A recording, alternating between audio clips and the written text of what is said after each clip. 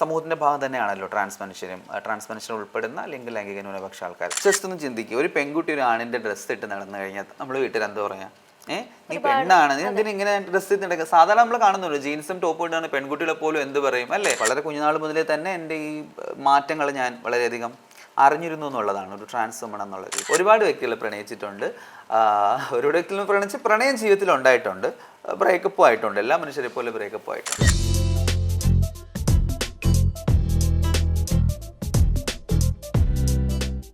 3 വർഷം തികയുന്ന 140 ന്യൂസിൻ്റെ ആഘോഷ പരിപാടിയിൽ ഇന്ന് നമ്മോടൊപ്പമുള്ളത് ആക്ടറും അതുപോലെ തന്നെ സോഷ്യൽ ആക്ടിവിസ്റ്റുമായ ശ്രീമയി മാഡമാണ്. മാഡത്തിനെ നമുക്ക് ഈ പരിപാടിയിലേക്ക് സ്വാഗതം ചെയ്യുകയാണ്. കേരളത്തിലെ 140 മണ്ഡലങ്ങളിലും വാട്സപ്പ് ഗ്രൂപ്പുകളുള്ള ഒരു ന്യൂസ് ചാനലാണ് നമ്മുടേത്. അതായത് അതിൽ തന്നെ 200-ലേറെ വാട്സപ്പ് ഗ്രൂപ്പുകളിൽ 1 ലക്ഷത്തിലേറെ അംഗങ്ങൾ അതിൽ സജീവമായിട്ട് പ്രവർത്തിച്ചുകൊണ്ടിരിക്കുകയാണ്. അപ്പോൾ അതായത് ഇൻസ്റ്റഗ്രാം, വാട്സപ്പ്, ഫേസ്ബുക്ക്, വെബ്സൈറ്റ് അങ്ങനെ തുടങ്ങിയ എല്ലാ മേഖലകളിലും ഇൻ്റർനെറ്റ് പരമായിട്ടുള്ള എല്ലാ മേഖലകളിലും സജീവമാണ്. അപ്പോൾ നമ്മൾ ഈ 4ാമത്തെ വർഷത്തിലേക്ക് കടക്കുന്ന ഈ അവസരത്തിൽ നമ്മുടെ ചാനലിനെ പറ്റി മാഡത്തിന് എന്താണ് 2 വാക്ക് പറയാനുള്ളത്? ആദ്യമേ തന്നെ എല്ലാവിധ ഭാവുകങ്ങളും നേരെയാണ്. ഒരു 4 വർഷത്തിലേക്ക് കടക്കുകയാണ്. 140 എന്ന് തോന്നുന്നു. എനിക്ക് തോന്നുന്നു കേരളത്തിലെ അങ്ങോളം അല്ല എല്ലാ സ്ഥലങ്ങളിലും ലഭ്യമാകുന്ന ഒരു ചാനലാണ്.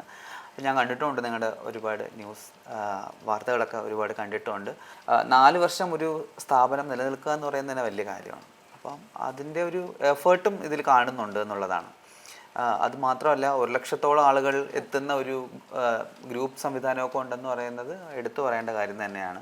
പിന്നെ മാധ്യമങ്ങളാണ് നമ്മുടെ സമൂഹത്തിനെ കണ്ടെന്ന് പറയുന്നത് അല്ലേ. അപ്പം നിങ്ങൾ ഒരു പക്ഷം പിടിക്കാതെ അല്ലേ, പക്ഷപാതരഹിതമായിട്ടുള്ള വാർത്തകൾ കൊടുക്കുന്ന ഒരു ചാനലെന്നും കൂടി എനിക്കറിയാം.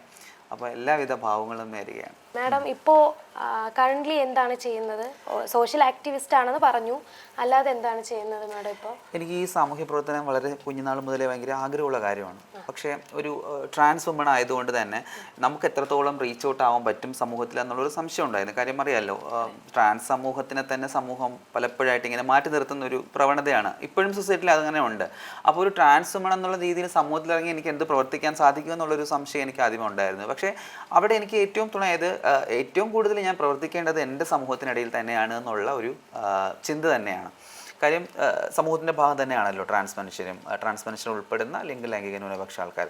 അപ്പം ഒരുപാട് പ്രശ്നങ്ങളും ഒക്കെ അനുഭവിക്കുന്നവരാണ് ഞങ്ങളെ കമ്മ്യൂണിറ്റി എന്നും തിരിച്ചറിഞ്ഞുകൊണ്ട് അവർക്കിടയിൽ ആരെങ്കിലുമൊക്കെ ഉണ്ടായില്ലെങ്കിൽ അല്ലെങ്കിൽ അവർക്കൊരു നേതൃത്വത്തിൽ നിന്നുകൊണ്ട് അവരുടെ പ്രശ്നങ്ങൾ സംസാരിക്കുന്ന ആൾക്കാരുണ്ടായില്ലെങ്കിൽ ഒരിക്കലും സമൂഹം ഉയർന്നു വരില്ല എന്നുള്ളൊരു ധാരണ ഉള്ളതുകൊണ്ട് തന്നെ ഞാനൊരു ആ ഒരു മേഖലയിലേക്ക് ഇറങ്ങിയതാണ്. അപ്പം നമുക്ക് വളരെ ചെറിയ കാലത്ത് തന്നെ സാമൂഹ്യ പ്രവർത്തനത്തോടൊപ്പം തന്നെ നൃത്തത്തിലും അഭിനയത്തിലും ഒക്കെ ഭയങ്കര താല്പര്യമുള്ള ആളായിരുന്നു. കുഞ്ഞുനാളിലൊക്കെ +2-ലൊക്കെ അങ്ങനെ പലതും ചെയ്തിട്ടുമുണ്ട്. സ്കൂൾ തലങ്ങളിലൊക്കെ നാടകത്തിലേക്ക് അഭിനയിച്ച് ബെസ്റ്റ് ആക്ടറൊക്കെ ആയിട്ടുള്ളതാണ്. പക്ഷേ ഒരു ട്രാൻസ് ആയതിനു ശേഷം പലപ്പോഴും ചിന്തിച്ചിട്ടുണ്ട്, അതായത് ഞങ്ങളെപ്പോലുള്ള ആളുകൾക്ക് എവിടെയാണ് ഒരു സ്പേസ് തരുന്നത്? ഒരു മെയിൻ സ്ട്രീം മീഡിയത്തിൽ തന്നെ എപ്പോഴും അപഹാസ്യരായിട്ടാണ് കാണിക്കുന്നത് അല്ലേ, വളരെ കളിയാക്കുന്ന രീതിയിലാണ് കാണിക്കുന്നത്. അപ്പോൾ നല്ലൊരു വേഷം നമുക്ക് ഇവിടെ കിട്ടും എന്നുള്ളതൊക്കെയാണ്. പക്ഷേ ആ ഒരു ചിന്തയിലൊക്കെ നിന്നുകൊണ്ട് ആ ചിന്തയിൽ ഇരിക്കുമ്പോൾ തന്നെ പക്ഷേ അവസരങ്ങൾ നമ്മളെ തേടി വന്നു എന്നുള്ളതാണ്. കേരളത്തിൽ ഒരുപാട് സ്ഥിതിഗതികൾ മാറി. ട്രാൻസ് സമൂഹത്തിൻ്റെ ജീവിത മേഖല തന്നെ ഒരുപാട് മാറി. വിവിധങ്ങളായിട്ടുള്ള മേഖലകളിൽ ജോലി ചെയ്യുന്ന ആളുകൾ ഇപ്പം ട്രാൻസ് സമൂഹത്തിൽ തന്നെ ഉണ്ട്. അതെ. അപ്പം ഞാൻ ഒരു സോഷ്യൽ ആക്ടിവിസ്റ്റ് ആണ്, അതിനോടൊപ്പം തന്നെ അഭിനേത്രിയാണ്, മോഡലിംഗ് ചെയ്യുന്നുണ്ട്, പിന്നെ ഒരു ചെറിയൊരു പൊയറ്റാണെന്ന് വേണമെങ്കിൽ പറയാം, കവിതകൾ എഴുതാറുണ്ട്. അപ്പോൾ അതുപോലെ തന്നെ ഒരു സീരിയൽ ചെയ്തിട്ടുണ്ടായിരുന്നു അമൃത TV-യിൽ, ശിവമോഹൻ തമ്പി സാറിൻ്റെ ഒരു സീരിയൽ ആൺപിറന്നോൾ. അതും വളരെ കോയിൻസിഡൻസ് ആയിട്ട് ട്രാൻസ് സബ്ജക്റ്റ് ആയിരുന്നു. അതിൽ എൻ്റെ തന്നെ ജീവിതം പോലെ തന്നെ ഒരു ആക്ടിവിസ്റ്റ് ആയിട്ടാണ് അതിൽ ഞാൻ അഭിനയിച്ചിരുന്നത്. ഒരു ഷോർട്ട് ഫിലിം ചെയ്തിട്ടുണ്ട്. പിന്നെ ഇപ്പം സാമൂഹ്യ പ്രവർത്തനത്തിൽ തന്നെ നിരവധിയായിട്ടുള്ള നമുക്ക് അംഗീകാരങ്ങളും തേടി വന്നിട്ടുണ്ട്. ഒരു 3 days മുമ്പ് സർഗകൈരളി എന്ന് പറയുന്ന പോത്തങ്കോട് ഒരു ആർട്സ് ആൻഡ് സ്പോർട്സ് ക്ലബ്ബും ലൈബ്രറിയൊക്കെ ചേർന്നിട്ടുണ്ട്. വലിയൊരു സംഘടന സംവിധാനമാണ്. അവരുടെ ഈ വർഷത്തെ സർഗകൈരളി പ്രതിഭാ പുരസ്കാരത്തിന് അർഹയായി. Thank you. അപ്പോൾ ഈ മാഡത്തിൻ്റെ ഈ ട്രാൻസ് വുമണിലോട്ടുള്ള യാത്ര എങ്ങനെയായിരുന്നു? യാത്ര ഒട്ടും ഈസി ആയിരുന്നില്ല, അതികഠിനമായിരുന്നു. കാര്യം അറിയില്ല, നമ്മുടെ സമൂഹം എപ്പോഴും സ്ത്രീ പുരുഷൻ പറയുന്ന ആ 2 ദ്വന്ദ്വങ്ങളിൽ നിന്ന് മാറാൻ ശ്രമിക്കില്ല. ഒരു പെണ്ണ് ആണാവുന്നതും അല്ലെങ്കിൽ ജസ്റ്റ് ഒന്ന് ചിന്തിക്കുക, ഒരു പെൺകുട്ടി ഒരു ആണിൻ്റെ ഡ്രസ്സ് ഇട്ട് നടന്നു കഴിഞ്ഞാൽ നമ്മൾ വീട്ടിൽ എന്താ പറയുക, നീ പെണ്ണാണ്, നീ എന്തിനാ ഇങ്ങനെ ഡ്രസ്സ് ചെയ്ത് നടക്കുക? സാധാരണ നമ്മൾ കാണുന്നുള്ളൂ ജീൻസും ടോപ്പും ഇട്ടാണ് പെൺകുട്ടികളെ പോലും എന്ത് പറയും അല്ലേ, ആണുങ്ങളെ പോലെ ഡ്രസ്സ് ചെയ്ത് നടക്കുന്നു, ഇവർക്ക് അഹങ്കാരമാണ്, അങ്ങനെയൊക്കെ പറയുന്നത് അല്ലേ. അപ്പം നമ്മുടെ സമൂഹത്തിന് ഒരു ആണ് പെണ്ണാവുന്നതും പെണ്ണാണാവുന്നതും ഇപ്പോഴും അക്സെപ്റ്റ് ചെയ്യാൻ സാധിക്കാത്തൊരു കാര്യമാണ്. അത് എന്തുകൊണ്ടാണെന്ന് അറിയില്ല. അപ്പോൾ അങ്ങനെ ഒരു സമൂഹത്തിൽ നിന്നുകൊണ്ടാണ് ഞാൻ ഒരു ആൺകുട്ടിയായിട്ട് ജനിച്ച് 27 വയസ്സ് വരെ ആൺകുട്ടിയായിട്ട് വളർന്ന് ഭയങ്കര ഓർത്തഡോക്സ് ആയിട്ടുള്ള ഒരു ഫാമിലിയിൽ നിന്ന് ട്രാൻസ് ആയിട്ട് വരിക എന്ന് പറയുന്നത് അതികഠിനമായിരുന്നു. ആദ്യം എൻ്റെ വളരെ കുഞ്ഞുനാൾ മുതലേ തന്നെ എൻ്റെ ഈ മാറ്റങ്ങൾ ഞാൻ വളരെയധികം അറിഞ്ഞിരുന്നു എന്നുള്ളതാണ്, ഒരു ട്രാൻസ് വുമൺ എന്നുള്ള രീതിയിൽ. അപ്പോൾ ആ സമയത്തൊക്കെ പറയാൻ ആരുമില്ല, എവിടെയാണ് പറയുക എന്നൊന്നും അറിയില്ല, സുഹൃത്തുക്കളില്ല നമുക്ക് കൃത്യമായിട്ട് ഇത് പറയാൻ. കാരണം നമ്മൾ അണ്ടർസ്റ്റാൻഡ് ചെയ്യുന്ന, നമ്മളെ മനസ്സിലാക്കുന്ന സുഹൃത്തുക്കളും ഇല്ല എന്നുള്ളതാണ്. അപ്പോൾ വർഷങ്ങളെടുത്തു. ഞാനിവിടെ ഗവൺമെൻറ് ആർട്സ് കോളേജിലാണ് ഡിഗ്രി ചെയ്തത്, തൈക്കാട്. അപ്പോൾ കോളേജ് പഠനത്തിനായി സിറ്റിയിലേക്ക് വന്നപ്പോഴാണ് എന്നെപ്പോലെ പല സുഹൃത്തുക്കളും എനിക്ക് കാണാൻ സാധിച്ചതും ഞാൻ പലരെയും പരിചയപ്പെട്ടതും ഒക്കെ. അപ്പോൾ അങ്ങനെ പരിചയപ്പെട്ട് അവരുടെ ദുഃഖങ്ങൾ മനസ്സിലാക്കിയപ്പോൾ എൻ്റെ ദുഃഖം ഒന്നുമല്ല എന്ന് തോന്നിപ്പോയി. അപ്പോൾ അവരുമായിട്ട് ഇങ്ങനെ നിരന്തരം സംവദിച്ച് എന്തൊക്കെയാണ് ഇഷ്യൂസ്, ഇത്തരം ആളുകൾക്കിടയിലുള്ള ഇഷ്യൂസ് മനസ്സിലാക്കാൻ സാധിച്ചു, എങ്ങനെ നമുക്ക് സർവൈവ് ചെയ്യാൻ പറ്റുമെന്ന് മനസ്സിലായി. അങ്ങനെ പതുക്കെ പതുക്കെ ഞാൻ ഈ ഒരു സമൂഹത്തിലേക്ക് ഇറങ്ങി എന്നുള്ളതാണ്. പക്ഷെ വീട്ടുകാർക്ക് ഒരിക്കലും അക്സെപ്റ്റ് ചെയ്യാൻ പറ്റിയിരുന്നില്ല. ഞാൻ ചോദിക്കാൻ വരുമായിരുന്നു, ഇപ്പോൾ എങ്ങനെയാണ്? ഇപ്പോൾ വീട്ടിൽ അക്സെപ്റ്റ് ചെയ്യുന്നുണ്ട്. ഞാൻ എൻ്റെ 27ാമത്തെ വയസ്സിലാണ് സർജറി ചെയ്യുന്നത്, 2017. അപ്പോൾ സർജറി ഒന്നും വീട്ടിൽ അറിയിച്ചിട്ടില്ലായിരുന്നു. അതിനു മുമ്പ് ഞാനൊരു ടോക്ക് ഷോയിലൂടെയാണ് ഞാൻ ഓൾറെഡി എല്ലാവരുടെ മുന്നിലേക്കും വരുന്നത്. കൈലി ടി വിയിലൊരു ടോക്ക് ഷോ ഉണ്ടായിരുന്നു, ഭാഗ്യലക്ഷ്മി ചേച്ചിയിലെ. ചേച്ചി ഭയങ്കര സപ്പോർട്ടീവ് ആയിട്ടുള്ളതാണ്, ഇപ്പോഴും ഭയങ്കര സപ്പോർട്ടീവാണ് പുള്ളിക്കാരി. അപ്പോൾ അവരുടെ ഒരു ടോക്ക് ഷോയിൽ ഞാൻ പങ്കെടുത്തതെന്ന് വെച്ചാൽ ശ്രീമയ്യായിട്ട് പങ്കെടുത്തു എന്നുള്ളതാണ് ആദ്യമായിട്ട്. അപ്പോൾ അത് ഭയങ്കര വൈറലായി, ഒരുപാട് ആളുകൾ റീച്ച് ഔട്ടായി. അപ്പോൾ അങ്ങനെ വീട്ടുകാരും നാട്ടുകാരും ബന്ധുക്കളൊക്കെ അറിഞ്ഞ് വീട്ടുകാരടുത്ത് ചോദിക്കാൻ തുടങ്ങി, അയ്യോ മോൻ എന്താ ഇങ്ങനെയായി മാറിയത്, പെണ്ണായി മാറിയോ, സർജറി കഴിഞ്ഞോ? അപ്പോൾ വീട്ടുകാർക്കൊക്കെ അതൊരു പുതുമയായിരുന്നു, അതെന്താണ് പറയുന്നത് അറിയില്ല. ഞാൻ ഓൾറെഡി ഇങ്ങനെ പ്രോഗ്രാംസ് ചെയ്യാൻ പോവും, ക്രോസ് ഡ്രസ് ചെയ്ത് പ്രോഗ്രാം ചെയ്യുന്നൊക്കെ അറിയാം, പക്ഷെ ഒരിക്കലും ഇങ്ങനെ ഒരു ട്രാൻസ് എന്ന് പറയുന്ന തലത്തിലേക്ക് പോയി എന്നുള്ള കാര്യം വീട്ടുകാർക്ക് അറിയില്ല. അപ്പോൾ വീട്ടിൽ വന്നു അച്ഛൻ ഭയങ്കരമായിട്ട് വഴക്കൊക്കെ പറഞ്ഞിട്ടുണ്ടായിരുന്നു. വീട്ടിലെന്താ പറയുക, ഒരു പെൺകുട്ടി വീട്ടിൽ നിന്ന് ഇറങ്ങി പോയി കഴിഞ്ഞാലുള്ള ഇഷ്യൂസ് എങ്ങനെയാണ്, അതുപോലെ വീട്ടിലെല്ലാവിധ പ്രശ്നങ്ങളും ഉണ്ടായി. പിന്നെ പതുക്കെ എൻ്റെ കുറച്ച് അധ്യാപകർ സഹായിച്ചു. ഞാൻ അവരുമായിട്ട് സംസാരിച്ചിട്ടുണ്ടായിരുന്നു, എന്നെ വിളിച്ചിരുന്നു ഈ ഇഷ്യൂസൊക്കെ അറിഞ്ഞിട്ട്. അപ്പോൾ അതിൽ ഒരു അധ്യാപിക സിന്ധു എന്നൊരു ടീച്ചറുണ്ട്. ടീച്ചർ ഇങ്ങനെ എൻ്റെ വീട്ടുകാരുമായിട്ട് സംസാരിച്ചു. അങ്ങനെ അവർക്ക് പതുക്കെ മനസ്സിലായി എന്താണ് ഞാൻ നേരിടുന്ന പ്രശ്നങ്ങളെന്ന്. അപ്പോഴൊരു സർജറി അക്സെപ്റ്റ് ചെയ്തില്ല, സർജറി ചെയ്തതെന്ന് പറഞ്ഞിട്ടുണ്ടായിരുന്നു. ശരി, നീ ഇങ്ങനെ ജീവിച്ചോ എന്ന് പറഞ്ഞു. പക്ഷെ എൻ്റെ ഒരു ആഗ്രഹം സർജറി ചെയ്ത് ആ ഒരു സ്ത്രീത്വത്തിലേക്ക് എത്തണം എന്ന് പറയുന്ന ഒരു ആഗ്രഹമായിരുന്നു എൻ്റേത്. അപ്പോൾ എല്ലാ ട്രാൻസും സർജറി ചെയ്യണമെന്ന് നിർബന്ധമില്ല കേട്ടോ, പക്ഷേ എൻ്റെ ആഗ്രഹം സർജറി ചെയ്ത് മാറണം എന്നുള്ളതായതുകൊണ്ട് തന്നെ ഞാൻ സർജറി ചെയ്തു. സർജറി കഴിഞ്ഞ് ഞങ്ങൾക്ക് കുറച്ച് റിച്വൽസ് ഒക്കെ ഉണ്ട്, ജൽസ, 41 ദിവസത്തെ ഒരു വ്രതചര്യ പോലെ 41 ദിവസം കഴിഞ്ഞ് ജൽസ, അങ്ങനെ കുറേ കാര്യങ്ങളൊക്കെ ഉണ്ട്. അപ്പോൾ അതൊക്കെ കഴിഞ്ഞതിന് ശേഷം ഞാൻ വീട്ടിൽ പോയി 2 ഡേയ്സിനുള്ളിൽ പറഞ്ഞു. ആദ്യമൊക്കെ അവർക്ക് വിഷമമായി, പിന്നെ അവർ പതുക്കെ അക്സെപ്റ്റ് ചെയ്തു. പിറ്റേ ദിവസം മുതൽ ഞാൻ മകളായിട്ട് വീട്ടിൽ. ഒരാളാണല്ലോ, ഒരു സ്വപ്നം പോലെ ആയിരുന്നു കേട്ടോ. കണ്ണടച്ച് തുറന്നപ്പോൾ ഇങ്ങനെ ഒരു സ്ത്രീ എന്ന് പറയുന്ന ഒരു ഇതിലേക്ക് എത്തി. ഞങ്ങൾ 2 പേരാണ്, എനിക്കൊരു ബ്രദർ അവിടെ ഉണ്ട്. വീട്ടിലാണ്, പഠിത്തമൊക്കെ കഴിഞ്ഞു ജോലി ചെയ്യുന്നു. സന്തുഷ്ട കുടുംബം. മാഡത്തിന്റെ സ്ഥലം എവിടെയാണ്? ഞാൻ തിരുവനന്തപുരം ജില്ലയിൽ കാട്ടാക്കടയിലാണ് ബോൺ ആൻഡ് ബ്രോട്ട് അപ്പ്. പഠിച്ചതെല്ലാം ഞാൻ തിരുവനന്തപുരം ഈ നഗരത്തിലാണ്, കാര്യവട്ടം ക്യാമ്പസിലും ആർട്സ് കോളേജിലുമായിട്ടാണ്. അപ്പോൾ പഠിക്കാൻ ഇങ്ങോട്ട് വന്നതിന് ശേഷം പിന്നെ ഞാൻ അധികം അങ്ങോട്ട് പോയിട്ടില്ല. കാര്യം എന്ന് വെച്ചാൽ അതുവരെ നാട്ടിൽ ഒരുപാട് ഞാൻ സ്ട്രഗിൾ ചെയ്തു. അറിയാമല്ലോ, സ്ത്രൈണതയുള്ള ഒരു ആൺകുട്ടിക്ക് ഒരിക്കലും എക്സിസ്റ്റ് ചെയ്യാൻ പറ്റില്ല, അവൻ്റെ സ്വന്തം നാട്ടിലാണെങ്കിലും എവിടെയാണെങ്കിലും. അപ്പം നമ്മൾ അറിഞ്ഞുകൂടാത്തൊരു സ്ഥലത്തേക്ക് വന്നു കഴിഞ്ഞാൽ കുറച്ച് പേരെങ്കിലും നമ്മൾ അറിഞ്ഞുകൂടാത്തവർ കാണുമല്ലോ. അപ്പോൾ അവർക്ക് നമ്മളെന്താണെന്ന് ഡിസ്ക്ലോസ് ആവുന്നില്ല. അപ്പം കുറച്ചിങ്ങനെ ഹൈഡ് ചെയ്ത് ജീവിക്കാം എന്ന് വിചാരിച്ച് ഏറെക്കുറെ എല്ലാ ആളുകളും ഈ ലിംഗലൈംഗിക ന്യൂനപക്ഷത്തിൽപ്പെടുന്ന ഒരുപാട് ആളുകൾ നഗരപ്രദേശങ്ങളിലാണ് താമസിക്കുന്നത്. അത് കൂടുതൽ അണ്ടർസ്റ്റാൻഡ് ചെയ്യുന്ന ആളുകൾ ഇവിടെ ഉള്ളത് കൊണ്ടാണ്. അതുപോലെ തന്നെ കുറച്ചുകൂടി നമുക്ക് അവസരങ്ങളും ഉണ്ട്, സ്പേസും ഉള്ളതുകൊണ്ടാണ്. എന്നെ വീട്ടുകാർ എപ്പോഴും ഇങ്ങനെ വഴക്ക് പറയും, നിനക്ക് ഇങ്ങോട്ട് വന്ന് താമസിച്ചൂടെ. പക്ഷെ എനിക്കിങ്ങനെ ഈ ഒരു നഗര ജീവിതത്തിലേക്ക് വന്നിട്ട്, കാരണം നമുക്ക് ഏറ്റവും കൂടുതൽ സുഹൃത്തുവലയവും എല്ലാം ഉള്ളത് ഇപ്പോൾ ഇവിടെയാണ്. അപ്പോൾ ഇവിടുന്ന് തിരിച്ചങ്ങോട്ട് പോകാനുള്ള ഒരു ബുദ്ധിമുട്ടുണ്ട്. ഇപ്പോൾ പഴയ പോലല്ല, ട്രാൻസ്ജെൻഡേഴ്സിന് ഒരുപാട് അക്സെപ്റ്റൻസ് കിട്ടുന്നുണ്ട്. പണ്ടാണെങ്കിൽ ഒരുപാട് കളിയാക്കലുകളും കുറ്റപ്പെടുത്തലുകളുമാണ്. അപ്പോൾ അതിൽ നിന്ന് ഇപ്പോൾ എങ്ങനെയാണ് കാണുന്നത്? അതും പറയണം, മുമ്പ് എങ്ങനെയായിരുന്നു, ഇപ്പോഴും എങ്ങനെയായിരുന്നു? അയ്യോ ഭയങ്കരമായിരുന്നു വെച്ചാൽ സ്കൂളിലൊക്കെ പഠിക്കുന്ന സമയത്ത് നമ്മളിങ്ങനെ ഉച്ചഭക്ഷണമൊക്കെ കഴിഞ്ഞിട്ട് സ്റ്റെപ്പ് കയറി ഇങ്ങനെ പോകുമ്പോൾ സ്റ്റെപ്പിൻ്റെ സൈഡിൽ നിന്നൊക്കെ പിള്ളേരിങ്ങനെ കളിയാക്കും. നമ്മുടെ പേര് പറഞ്ഞ് ഇങ്ങനെ നമുക്ക് ഈ സ്ത്രൈണതയുള്ള ആണുങ്ങളെ വിളിക്കുന്ന വാക്കുകളുണ്ടല്ലോ, മോശം വാക്കുകളുണ്ടല്ലോ, അതൊക്കെ എന്നെ വിളിക്കുമായിരുന്നു. നമുക്കൊരു ജംഗ്ഷനിൽ കൂടെ നടന്നു പോകാൻ പറ്റില്ല, മെയിൻ ഒരു ജംഗ്ഷൻ ഉണ്ടെങ്കിൽ ആ ജംഗ്ഷൻ ഒഴിവാക്കി ഞാൻ ചെറിയ കുറുക്ക് വഴി പോകും. കാര്യം എന്താണ്, ഈ ആളുകൾ ഫേസ് ചെയ്യാൻ വയ്യ, അവരെ കളിയാക്കില്ല. നമ്മളങ്ങോട്ട് പോകുമ്പോൾ തന്നെ ആളിങ്ങനെ ഓരോന്ന് പറഞ്ഞ് ഇങ്ങനെ ചിരിക്കും. അത് നമുക്ക് കേൾക്കാൻ പറ്റും. അപ്പം നമുക്കുണ്ടാകുന്നൊരു വിഷമം എന്ന് പറയുന്നത് അതികഠിനമാണ്. അപ്പോൾ അങ്ങനെ ആയിരുന്നു. അപ്പോൾ അത്തരം സാഹചര്യങ്ങളിൽ നിന്നുകൊണ്ട് തന്നെ ഞാൻ കുറേ പരിവപ്പെട്ട് വളരെ ഒരു സ്ട്രോങ് മൈൻഡഡ് പേഴ്സണായി മാറി എന്നുള്ളതാണ്. അതാണ് എന്നെ ഈ ചേഞ്ചിലേക്ക് എത്തിച്ചത്. അപ്പം ഒരിക്കലും ഈ കളിയാക്കിയവരൊന്നും പ്രതീക്ഷിച്ചിരുന്നില്ല ഞാൻ ഇങ്ങനെ ഒരു മാറ്റത്തിലേക്ക് എത്തുമെന്നൊന്നും അവരാരും പ്രതീക്ഷിച്ചിരുന്നില്ല. അവരെയൊക്കെ ഇങ്ങനെ അവരൊക്കെ ഞെട്ടിപ്പോയി എൻ്റെ ഈ ചേഞ്ച് കണ്ടിട്ട്, മാറ്റം കണ്ടിട്ട്. അപ്പം അതിനുശേഷം ഞാൻ എൻ്റെ നാട്ടിൽ പോയി. ഞാൻ വളരെ ധൈര്യമായിട്ട് നടന്നു എൻ്റെ നാട്ടിലെല്ലാം. അപ്പം നമുക്ക് ആരും ഭയക്കേണ്ട കാര്യമില്ലല്ലോ. നമ്മൾ ഇതാണ് എന്ന് പറയാൻ നമ്മൾ ആരും ഭയപ്പെടണമെന്നുള്ളതല്ലേ. നമുക്ക് ആരും ഭയപ്പെടേണ്ട ആവശ്യമില്ല. അപ്പോൾ അങ്ങനെയായി. അത് കഴിഞ്ഞിട്ട് നമ്മുടെ ആ ചേഞ്ച് ഉണ്ടാകുന്ന സമയത്ത് തന്നെ നമുക്ക് ഇപ്പം കേരളത്തിൽ ട്രാൻസ്ജെൻഡർ പോളിസി വന്നു. അതുപോലെ തന്നെ സുപ്രീം കോർട്ടിൻ്റെ വേർഡിക്റ്റ് വന്നു, ട്രാൻസ് എന്നൊരു ജെൻഡർ ഉണ്ട് എന്ന് പറഞ്ഞിട്ട്. അപ്പോൾ അങ്ങനെയൊക്കെ ആയപ്പം നമുക്കൊരു ധൈര്യമായി. നമ്മളിവിടുത്തെ സിസ്റ്റം, നമ്മുടെ അഡ്മിനിസ്ട്രേഷനൊക്കെ നമ്മളിങ്ങനെ അക്സെപ്റ്റ് ചെയ്യുന്നല്ലോ. അപ്പം നമുക്ക് സസ്റ്റെയിൻ ചെയ്യാൻ പറ്റും നമ്മുടെ നാട്ടിലും. അല്ലെങ്കിൽ ഞാൻ വിചാരിച്ചു ആണെങ്കിൽ ബാംഗ്ലൂരോ ചെന്നൈയിലോ ഒക്കെ പോയി ജീവിക്കേണ്ടി വരുമല്ലോ, നാടും വീടൊക്കെ വിട്ടു പോകേണ്ടി വരുമല്ലോ. പക്ഷെ നമ്മുടെ സർക്കാരാണെങ്കിലും ഒക്കെ ഇവിടെ വളരെ പോസിറ്റീവായിട്ടുള്ള ഒരുപാട് കാര്യങ്ങൾ ചെയ്തു. ട്രാൻസ്ജെൻഡർ പോളിസി വന്നു, പോളിസി അടുത്ത സർക്കാരുകൾ നടപ്പിലാക്കി. ഇന്ന് ഒരുപാട് പദ്ധതികളുണ്ട് നമുക്ക് കേരളത്തിൽ തന്നെ ട്രാൻസിൻ്റെ ക്ഷേമവുമായി ബന്ധപ്പെട്ട്.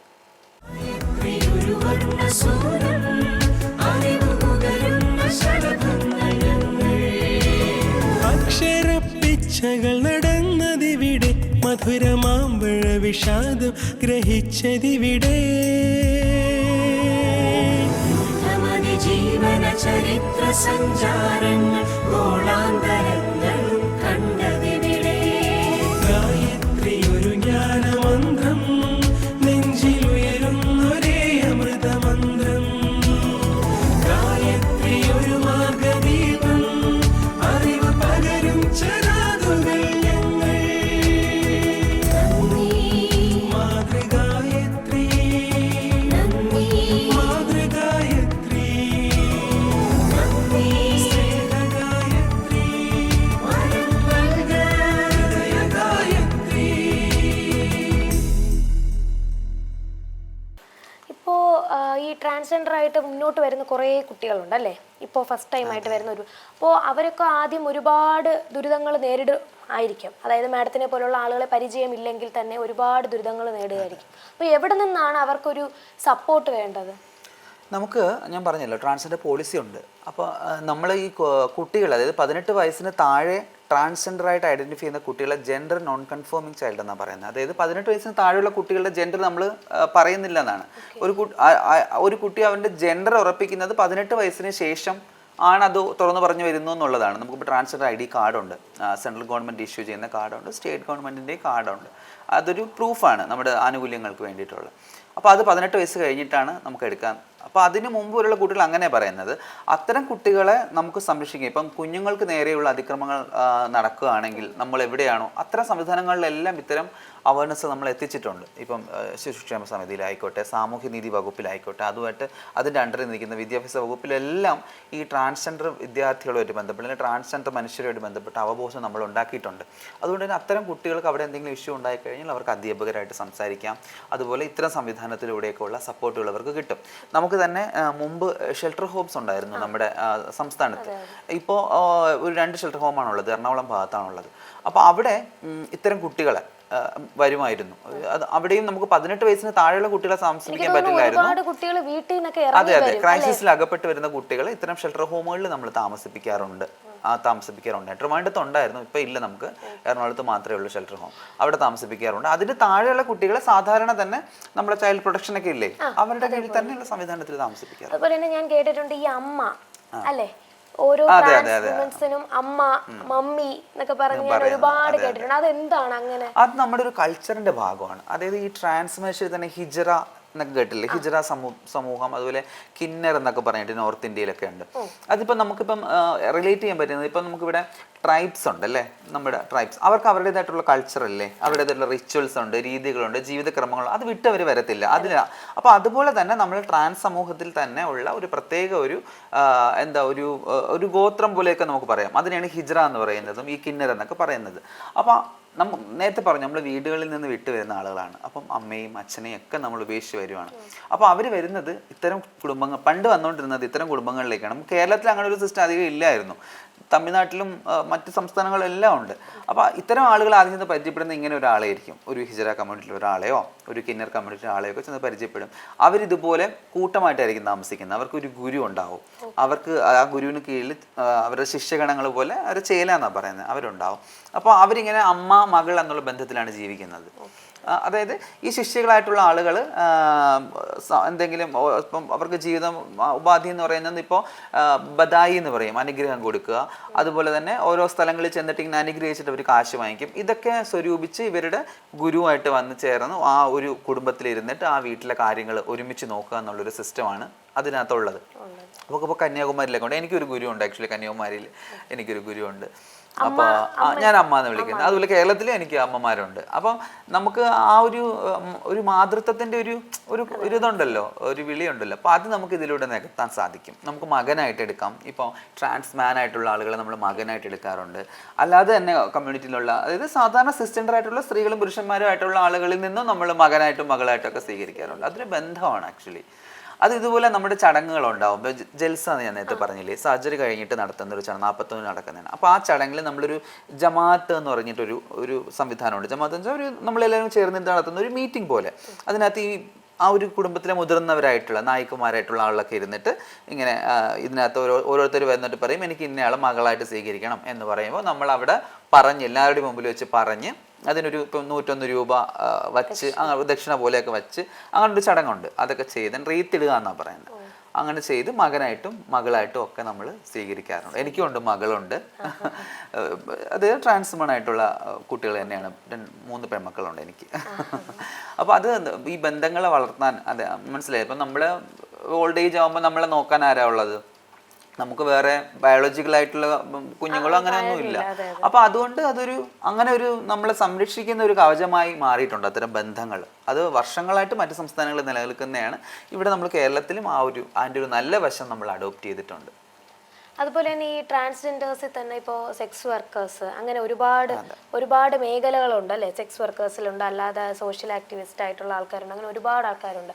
അപ്പോൾ അതെന്താണ് അതിൻ്റെ ആ താരതമ്യം ഉദ്ദേശിക്കുന്നത്? അതായത് ഇപ്പം അതുപോലെ തന്നെ ഒരു ട്രാൻസ് വുമൺ റോഡ് സൈഡിൽ നിൽക്കുകയാണെങ്കിൽ അവർ അങ്ങനെയാണ് ഇങ്ങനെയാണ് സെക്സ് വർക്കിന് നിൽക്കുകയാണ് എന്നുള്ള രീതിയിൽ ഒരുപാട് ഇങ്ങനെ ഞാനത് അനുഭവിച്ചിട്ടുണ്ട്.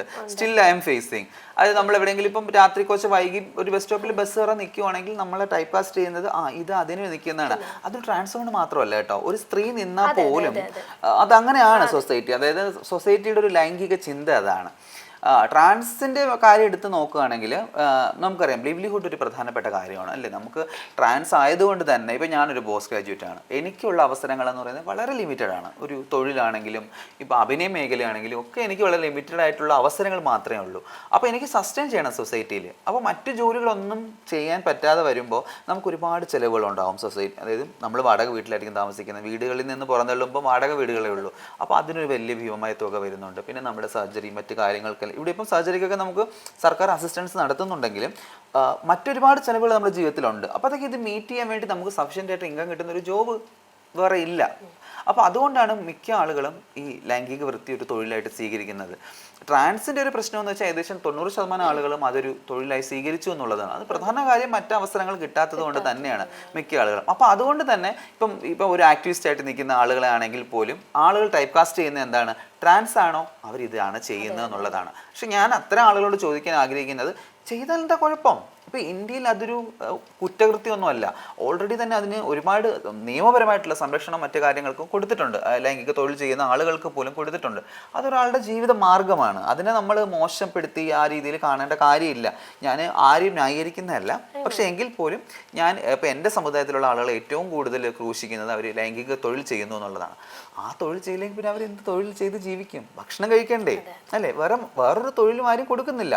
സൊസൈറ്റി മാറുന്നുണ്ട്. സൊസൈറ്റി മാറുന്നതിനനുസരിച്ച് ഒരുപാട് മാറ്റങ്ങൾ ഈ സമുദായത്തിൽ ഉണ്ടാവുമെന്ന് വിശ്വസിക്കുന്ന ആളാണ്. കാരണം ഇപ്പം ഈ തൊഴിൽ ചെയ്തുകൊണ്ടിരുന്ന ആളുകൾ തന്നെ പല കുട്ടികളും ഇപ്പോൾ കോളേജുകളിൽ പഠിക്കുന്നുണ്ട്. നമുക്ക് ചിന്തിക്കാൻ പറ്റുമോ ഒരു ലൈംഗിക തൊഴിലാളി മെയിൻ സ്ട്രീം ആയിട്ട് ഒരു കോളേജിൽ ചെന്ന് പഠിക്കുക, ഒരു സ്ത്രീ ആയിട്ടുള്ള ലൈംഗിക തൊഴിലാളി ഒരു കോളേജിൽ നിന്ന് പഠിക്കുക, നമുക്കതൊന്നും ചിന്തിക്കാൻ സാധിക്കില്ല. കാര്യം അവിടെ അവർ ടൈപ്പ് കാസ്റ്റ് ചെയ്യും. പക്ഷേ ഞങ്ങളുടെ സമുദായത്തിലുള്ള ഒരു വ്യത്യാസം എന്ന് പറഞ്ഞു കഴിഞ്ഞാൽ ഈവൻ നിരത്തിൽ നിന്ന തെരുവുകളിൽ നിന്ന കുട്ടികൾ പോലും ഇന്ന് കോളേജുകളിൽ പഠിക്കുന്നുണ്ട്, ഡിഗ്രിക്കും പി ജിക്കും ഒക്കെ പഠിക്കുന്നുണ്ട് എന്നുള്ളതാണ്. അതാണ് ഞങ്ങളുടെ കമ്മ്യൂണിറ്റിയുടെ വ്യത്യാസവും ഒരു മാതൃക എന്നൊക്കെ വേണമെങ്കിൽ പറയാം. പക്ഷേ ഈ സെക്സ് വർക്കുമായിട്ട് ബന്ധപ്പെട്ടിട്ടുള്ള ഒരു പ്രശ്നം എന്ന് പറഞ്ഞു കഴിഞ്ഞാൽ തൊഴിലില്ലായ്മയാണ് ഏറ്റവും പ്രധാനപ്പെട്ട പ്രശ്നം. ഈ മാഡത്തിന്റെ കമ്മ്യൂണിറ്റിയിൽ ഈ ജോലിപരമായി എന്തെങ്കിലും ഹെൽപ്പ് ചെയ്യുന്നുണ്ടോ? ഇപ്പൊ മേക്കപ്പ് ആർട്ടിസ്റ്റുകൾ ഏകദേശം നല്ലൊരു ശതമാനം ഉണ്ട്. അത് ട്രാൻസ് വുമൺ ആയിട്ടുള്ള ആളുകളാണ് കേട്ടോ. അതെ, അതുപോലെ തന്നെ അവര് ചെയ്യുന്നതാണ് പലർക്കും ഇഷ്ടം. കാരണം ഭയങ്കര ഫിനിഷിങ്ങും കാര്യങ്ങളൊക്കെ തൊഴിലിനോട് ഭയങ്കര ആത്മാർത്ഥമുള്ള മനുഷ്യരാണ് ട്രാൻസ് മനുഷ്യർ. അപ്പൊ ചെയ്യുന്ന തൊഴിലിന് അവർ അത്രയും 100% കൊടുത്ത് ചെയ്യുന്ന ആൾക്കാരാണ്. അപ്പൊ അതുകൊണ്ട് തന്നെ ഈ മേക്കപ്പ് ഫീൽഡ് ഒരുപാട് ട്രാൻസ് ആയിട്ടുള്ള ആളുകൾ വർക്ക് ചെയ്യുന്നുണ്ട്. അവർ ഒരുപാട് പേരെടുത്ത ആളുകളും ഉണ്ട്. അപ്പൊ അതെന്ന് പറയുന്നത് എല്ലാ ആളുകൾക്കും ആ മേഖലയിൽ പോകാൻ പറ്റില്ല അല്ലേ. ഇപ്പം ഒരു 100 പേരുണ്ടെങ്കിൽ ഒരു 10 പേര് മേക്കപ്പ് ആർട്ടിസ്റ്റുകളായിട്ട്, പിന്നെ ആർട്ടിസ്റ്റുകളായിട്ട് ജീവിക്കുന്ന ആളുകളുണ്ട്. അതുപോലെ തന്നെ ഹോം നഴ്സിംഗ് ഫീൽഡിൽ ജോലി ചെയ്യുന്ന ആളുകളുണ്ട്, ഇഷ്ടംപോലെ ആളുകളുണ്ട്. അപ്പം അങ്ങനെ പല പല മേഖലകളിൽ ജോലി ചെയ്യുന്ന ആളുകൾ ട്രാൻസ് സമൂഹത്തിലുണ്ട്. പക്ഷേ ഒരു നല്ലൊരു ശതമാനം ആളുകൾ ഈ പറയുന്ന സെക്സ് വർക്കുമായിട്ട് ബന്ധപ്പെട്ട് നിൽക്കുന്നതുകൊണ്ട് എല്ലാവരും ടൈപ്പ് കാസ്റ്റ് ചെയ്യുന്നത്, അതായത് മീൻസ് എല്ലാവരും പറഞ്ഞു വെക്കുന്നത് ഇവരെല്ലാവരും ഇതുപോലെയാണ് എന്നുള്ളതാണ്. അത്തരം വാദങ്ങളെയാണ് സത്യം പറഞ്ഞാൽ ഞാൻ എതിർക്കുന്നതെന്ന് പറയുന്നത്. അങ്ങനെ ഒരിക്കലും ഒരാളെയും അങ്ങനെ ജനറലൈസ് ചെയ്യാൻ പാടില്ല, ഒരു മനുഷ്യനും ജനറലൈസ് ചെയ്യാൻ പാടില്ല. ഇപ്പം നമുക്കിപ്പോൾ പണ്ട് ഈ ട്രൈബ്സ് എന്ന് പറയുമ്പോൾ നമുക്ക് ഈ ബാമ്പു ബോയ്സ് എന്നൊരു സിനിമ ഇറങ്ങിയിട്ടുണ്ട്. അപ്പോൾ ഞാനത് കണ്ട് ചിരിച്ചിട്ടുള്ള ആളാണ്, തമാശകൾ. പക്ഷേ കുറേ വളർന്നതിന് ശേഷമാണ് ആ സിനിമ ഇവരോട് ചെയ്ത ഒരു ക്രൂരത എന്താണെന്നുള്ളത്. അതുപോലെ അല്ല ഇവിടുത്തെ ട്രൈബ്സിന്റെ ജീവിതം എന്ന് പറയുന്നത്. അത് വളരെ വികലമായിട്ട് കാണിച്ചിരിക്കുന്ന ഒന്നാണ്. അതായത് കൂടുതൽ ഹാസ്യം നിറയ്ക്കാൻ വേണ്ടി എന്തെല്ലാമാണ് കാണിക്കുന്നത്. അതൊരിക്കലും ശരിയല്ല. അപ്പോൾ അവരതിനകത്ത് ചെയ്യുന്ന ഓരോ കാര്യങ്ങൾ നമ്മളൊന്ന് ചിന്തിച്ച് നോക്കിയേ. അവർ അതിനകത്ത് ഓരോ കാര്യങ്ങൾ ചെയ്യുമ്പോൾ നമ്മൾ ചിരിക്കുന്നു. അവരെന്തുകൊണ്ട് അത് ചെയ്യുന്നു നമ്മൾ ചിന്തിക്കുന്നില്ല. അവർക്ക് ആ സംവിധാനങ്ങൾ അവരുടെ നാട്ടിൽ കിട്ടാത്തതുകൊണ്ടല്ലേ അവർ അതിനെയൊക്കെ തെറ്റിദ്ധരിച്ച് ഓരോ കാര്യങ്ങളായിട്ട് ചെയ്യുന്നത്. നമുക്കത് ചിരിയാണ് വന്നത് അല്ലേ. പക്ഷെ അത് ഞാൻ ചിരിച്ചതാണ്. കുറച്ച് മുതിർന്നപ്പോഴാണ് ഞാനിപ്പോൾ ഇത് ചിന്തിച്ചത്, അതിൻ്റെ ശരികേട് എന്താണെന്ന് ഞാൻ മനസ്സിലാക്കിയത്. അപ്പോൾ അതുപോലെ തന്നെയാണ് എല്ലാ സമുദായവും എന്ന് പറയുന്നത്. ഒരുപാട് അവസരങ്ങളും മറ്റും അവരിലേക്ക് എത്തിയാൽ മാത്രമേ ആ ഒരു സമൂഹം ഉയരുകയുള്ളൂ.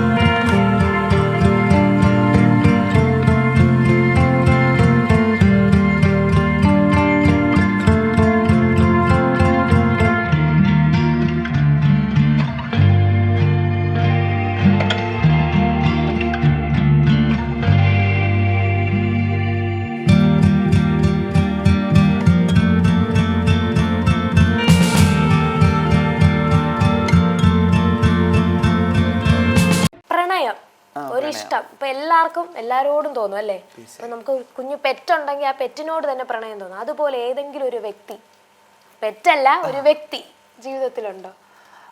സ്റ്റിൽ ഇപ്പൊ ജീവിതത്തിൽ അങ്ങനെ വ്യക്തിയൊന്നും ഉണ്ടായിരുന്നു എന്നുള്ളത്. അതാ പ്രണയം എനിക്ക് ഭയങ്കര ഇഷ്ടമുള്ള ഒരു കോൺസെപ്റ്റാണ്. ഒരുപാട് വ്യക്തികൾ പ്രണയിച്ചിട്ടുണ്ട്. ഒരുപാട് വ്യക്തികൾ പ്രണയം ജീവിതത്തിൽ ഉണ്ടായിട്ടുണ്ട്, ബ്രേക്കപ്പും ആയിട്ടുണ്ട്. എല്ലാ മനുഷ്യരെ പോലെ ബ്രേക്കപ്പും ആയിട്ടുണ്ട്. ഇപ്പം പ്രണയം അങ്ങനെ ഒരു ലവ് ബോയ് ലൈഫിൽ ഇല്ല എന്ന് പറയാൻ കാരണം എന്ന് പറഞ്ഞാൽ കുറച്ച് മെച്യൂർഡ് ആയതുകൊണ്ടായിരിക്കാം. ആ ഒരു ടൈമിൽ നമ്മളൊരു ടീനേജ് ടൈമിൽ പ്രണയം ഉണ്ടായിരുന്നു, പ്രണയഭാചനങ്ങൾ ഉണ്ടായിരുന്നു, പ്രണയിച്ചിരുന്നു. വളരെ ഗാഢമായിട്ടുള്ള പ്രണയമായിരുന്നു. ബ്രേക്കപ്പ് ആയപ്പോൾ അതിൽ നിന്ന് റിക്കവർ ആവാൻ ഭയങ്കര ബുദ്ധിമുട്ടായി. അപ്പോൾ അപ്പോഴൊക്കെയാണ് ഈ ബ്രേക്കപ്പിന്റെ പ്രശ്നം എത്രത്തോളമാണ് നമുക്ക് ഉണ്ടാവുന്നതൊക്കെ മനസ്സിലായത്. അപ്പോൾ ഇനി ഒരാളിനി വേണം ഒരു പങ്കാളി വേണം. തീർച്ചയായിട്ടും ലൈഫിൽ ഒരു പങ്കാളി എന്തായാലും ഉണ്ടാവും. നമുക്കിങ്ങനെ ഒറ്റയ്ക്ക് എപ്പോഴും ഇങ്ങനെ പോകാൻ പറ്റില്ലല്ലോ. ഏതെങ്കിലും ഒരു പോയിന്റ് ഓഫ് ടൈമിൽ നമ്മളോടൊപ്പം ആരെങ്കിലും വരും. അങ്ങനെ ഒരാളുകൾ വരുന്നുണ്ട്. പക്ഷെ നമുക്കും കൂടെ സ്യൂട്ട് ആവുന്ന ഒരാളായിരിക്കും ലൈഫ് പാർട്ട്ണർ എന്ന് പറയുന്നത്. നമ്മൾ എന്താ പറയുക, നമുക്ക് ഒരുപാട് അങ്ങ് ചോയ്സ് എടുത്ത് നമുക്ക് ലൈഫിൽ ഇതാക്കാം. ഞാൻ അങ്ങനെ ആഗ്രഹിക്കുന്ന ആളല്ല. നമ്മുടെ ലൈഫ് പാർട്ട്ണർ ഒരാൾ വരികയാണെങ്കിൽ നമ്മുടെ ജീവിതാന്ത്യം വരെ അയാൾ നമ്മളോടൊപ്പം ഉണ്ടായിരിക്കണമെന്ന് ചിന്തിക്കുന്ന ഒരാളാണ്. നമ്മുടെ എല്ലാ കാര്യങ്ങളും അറിഞ്ഞ് നമ്മൾ അക്സെപ്റ്റ് ചെയ്യുന്ന ഒരാളായിരിക്കണം. അപ്പൊ അങ്ങനെയാണ് എൻ്റെ ഒരു ഫിലോസഫി. അങ്ങനെ ഒരാൾ ഏതെങ്കിലും പോയിന്റ്, അതെ ഐ എം വെയിറ്റിംഗ്, ഒരു പോയിന്റ് ഓഫ് ടൈമിൽ വരുമായിരിക്കും, ജീവിതത്തിൽ വരുമായിരിക്കും, ചിലപ്പോൾ വരാതിരിക്കാം, പറയാൻ പറ്റില്ല. അപ്പോൾ ഏതെങ്കിലും ഒരു പോയിന്റ് ഓഫ് ടൈമിൽ വരുമ്പോൾ നമുക്ക് അക്സെപ്റ്റ് ചെയ്ത് മുന്നോട്ട് പോകാം എന്നുള്ളതാണ്. പിന്നെ ഈ സാധാരണ സോക്കാൾഡ് ഈ പറയുന്ന വിവാഹം, മാരേജ്, താലി കെട്ടുക, അതിലൊന്നും വിശ്വസിക്കുന്ന ആളല്ല ഞാൻ. മനസ്സിലായില്ലേ? ഇപ്പം താലി കെട്ടിയാൽ മാത്രമേ ഒരു ജീവിതം മുന്നോട്ട് പോകൂ അങ്ങനെയൊന്നും വിചാരിക്കുന്ന ഒരാളല്ല. പക്ഷേ എന്താ പറയുക, ഒരു ജീവിതത്തിൽ ഒരു പങ്കാളി ഉണ്ടാവും, നമ്മുടെ സുഖദുഃഖങ്ങൾ ഇങ്ങനെ ഷെയർ ചെയ്ത് പോകാൻ ഒരാളുണ്ടാവും എന്ന് വിശ്വസിക്കുന്നുണ്ട്. അതുപോലെ തന്നെ ഇപ്പോൾ സമൂഹത്തിൽ ഏറ്റവും കൂടുതൽ സ്ത്രീകൾ പുരുഷൻ മതി എന്നുള്ളൊരു അപ്പോ അതിൽ നിന്ന് എന്താണ് പറയാനുള്ളത്? അതായത് ആ രണ്ട് ജെൻഡർ മതി, ബാക്കിയുള്ള ഈ കൂടുതലും ഈ ഏജ്ഡ് ആയിട്ടുള്ളവർക്കാണ് ഒരുപാട് പ്രശ്നങ്ങൾ അല്ലേ? നമ്മൾ ഒരുപാട് ഇപ്പൊ മാഡം നേരത്തെ പറഞ്ഞ ഡ്രസ്സ് ഇടുമ്പോൾ തന്നെ പറയും ഇങ്ങനെ ഇടരുത്, ഇത് ആൺകുട്ടികൾ ഇടുന്ന ഡ്രസ്സാണ് എന്നുള്ള പറയും. അപ്പൊ അതിൽ നിന്ന് എന്താ പറയാനുള്ളത്? ഈ പറയുന്നത് ഈ രണ്ട് ജെൻഡർ മതി എന്ന് പറയുന്ന ആളുകൾക്ക് എന്താ പറയാ, അവർക്ക് അറിവില്ലാത്തതുകൊണ്ട് പറയുന്നതാണ്. അവർക്ക് കൃത്യമായിട്ട് അറിഞ്ഞുകൂടാത്ത പറയണം. ആർക്ക് പറയും? ഇപ്പൊ എനിക്ക് പറയാമല്ലോ ഇവിടെ രണ്ട് ജെൻഡേഴ്സ് മതി എന്ന് എനിക്ക് വേണമെങ്കിൽ പറയാമല്ലോ. അറിവില്ലാത്ത ആളുകളാണ് അങ്ങനെ പറയുന്നത്. ഇവിടെ രണ്ട് ജെൻഡർ അല്ല, ഇവിടെ ഒരുപാട് ജെൻഡറിലുള്ള ആളുകളുണ്ട്. അതെന്തുകൊണ്ട് മറ്റുള്ളവർ അറിഞ്ഞില്ല എന്ന് പറഞ്ഞാൽ അതിനെപ്പറ്റി കൃത്യമായിട്ട് ആളുകൾ പഠിച്ചില്ല എന്നുള്ളത് കൊണ്ടാണ്. അല്ലെങ്കിൽ ഈ പറയുന്ന സോക്കാൾഡ് മാൻ ആൻഡ് വുമൺ എന്ന് പറയുന്ന ആ ജെൻഡറിൽ പെടുന്ന ആളുകളാണ് കൂടുതലുള്ളത് നമ്മുടെ സമൂഹത്തിൽ. അപ്പോൾ ഇതൊരു മൈനോറിറ്റിയാണ്, ന്യൂനപക്ഷമാണ്. എപ്പോഴും നമ്മളിപ്പോൾ മൈനോറിറ്റി റൈറ്റ്സിന് വേണ്ടി നമ്മൾ പറയാറുണ്ട് അല്ലേ? എന്തുകൊണ്ടാണ് പറയുന്നത്? അവർ ന്യൂനപക്ഷമാണ്. ഈ ഭൂരിപക്ഷത്തിരിക്കുന്ന ആളുകൾ ഇവരെ ഇങ്ങനെ ഭയങ്കര സപ്രസ് ചെയ്യും. അതുകൊണ്ടാണ് ഇവർക്ക് റൈറ്റ് കൊടുക്കണമെന്ന് നമ്മൾ പറയും അല്ലേ? മതന്യൂനപക്ഷങ്ങളായിക്കോട്ടെ. അതുപോലെ തന്നെ ജെൻഡറിലും ന്യൂനപക്ഷങ്ങളുണ്ട്. അതുപോലെ തന്നെ സെക്ഷുവാലിറ്റിയിലും ലൈംഗിക ന്യൂനപക്ഷങ്ങളുണ്ട് എന്നുള്ളതാണ്. അതും കൂടെ അക്സെപ്റ്റ് ചെയ്യാൻ നമ്മുടെ സമൂഹം മനസ്സിലാക്കണം. ഇപ്പം നമ്മുടെ സൊസൈറ്റി അക്സെപ്റ്റ് ചെയ്യാൻ കുറച്ച് മടിച്ചാണ് ഇരിക്കുന്നതെങ്കിലും ഇപ്പം തൊട്ടടുത്ത സംസ്ഥാനം ഒരുപാടുണ്ട്. തമിഴ്നാട്ടിൽ ട്രാൻസ് മനുഷ്യരെ ഭയങ്കരമായിട്ട് അവിടെ ഹിജ്റ എന്ന് പറയുന്ന കമ്മ്യൂണിറ്റി അല്ലെ, അവിടെ ഭയങ്കരമായിട്ട് തിരുനങ്കി എന്നാണ് അവർ പറയുന്നത്. തിരുനങ്കി, അതെ തിരുനങ്കി. അവർ അത്രയും റെസ്പെക്റ്റ് ആയിട്ട് ഒരു വേർഡ് പോലും അവർക്ക് വേണ്ടി ഉണ്ടാക്കി എന്നുള്ളതാണ് തമിഴ്നാട്ടുകാരെന്ന് പറയുന്നത്. അപ്പം അങ്ങനെ അവരെ വിളിക്കുന്നത്. അപ്പം അവിടെയൊക്കെ ഇല്ലേ, അവരൊക്കെ അക്സെപ്റ്റ് ചെയ്തില്ലേ? അപ്പം ഈ പറയുന്ന കേരളമാണെങ്കിലും ഇന്ത്യയുടെ ഭാഗം തന്നെയല്ലേ? സുപ്രീം കോടതി പറഞ്ഞല്ലോ ഇവിടെ മാൻ ആൻഡ് വുമൺ അല്ല ട്രാൻസ് ഉണ്ടെന്ന്. അതിന് മുകളിലല്ലല്ലോ ആരും. അപ്പൊ പറയാം, ആളുകൾക്ക് വെറുതെ എന്തുവേണോ പറയാം, ഇവിടെ അത് മതി എന്നുള്ളത്. അങ്ങനെ പറഞ്ഞുകൊണ്ടിരിക്കുന്ന അവിടെ ഇരിക്കട്ടെ. പക്ഷെ വി ആർ ഹിയർ, അതിലൊരു റെപ്രസെൻറ്റേറ്റീവ് ആണ് ഞാൻ. ഞങ്ങളിപ്പോൾ ഉള്ളതുകൊണ്ട് ഇതുപോലെ ഇങ്ങനെ പല മാധ്യമങ്ങൾ വന്നിരുന്ന് സംസാരിച്ചുകൊണ്ടിരിക്കും. അത് ഇനിയും തുടർന്നുകൊണ്ടിരിക്കും. എൻ്റെ തലമുറ കഴിയുമ്പോൾ അടുത്തൊരു തലമുറ വരും, ട്രാൻസിൻ്റെ തന്നെ. ട്രാൻസ് എല്ലാ തലമുറകളിലും ഇങ്ങനെ ഉണ്ടായിക്കൊണ്ടിരിക്കും. അവരും വന്നതുപോലെ പറയും. വാ അടച്ച് കെട്ടാൻ പറ്റില്ലല്ലോ.